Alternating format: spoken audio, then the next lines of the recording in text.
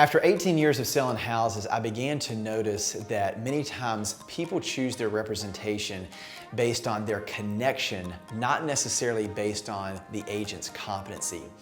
Typically, whenever you look at what a primary emotion someone has whenever they choose their representation, many times it's rooted in guilt. In fact, after 18 years of selling, I was trained, people use who they know, like, and trust. You want to be in relationship. You want to have your sphere of influence dialed in. You want to have your touch points. You want to make sure that you're connected with them.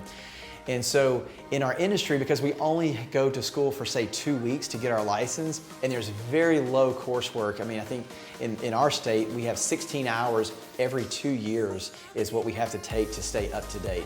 The barriers of entry are minimal.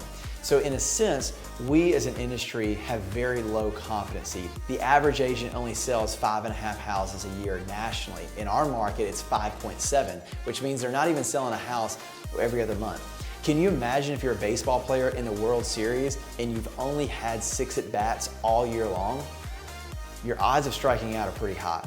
That being said, in our industry, because we are so connected and we want to stick to our sphere of influence, it does not necessarily foster an environment for us to have great competency. So that being said whenever you're choosing your representative, you want to make sure that you have an effective way to evaluate their competency. We at Scout, we have some very effective resources called our seller and buyer's agent interview questions. If you want to effectively interview a buyer or seller's agent, these questions are a must ask.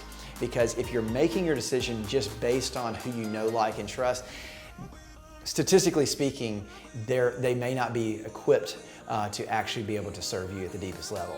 So there's one thing to be able to serve people with your heart. We love serving people. I think that most all agents do such a great job of caring for their community, but there is a need for there to be a level of competency where you just don't have the right heart disposition, but you have the right capacity, whether that's mentally, whether that's physically, like you know how to do what's necessary to serve people at the deepest level because you've done this a time or two.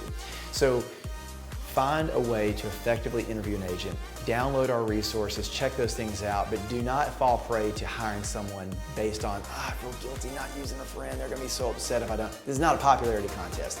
They're interviewing for a job. Hiring them on competency is the only way to go.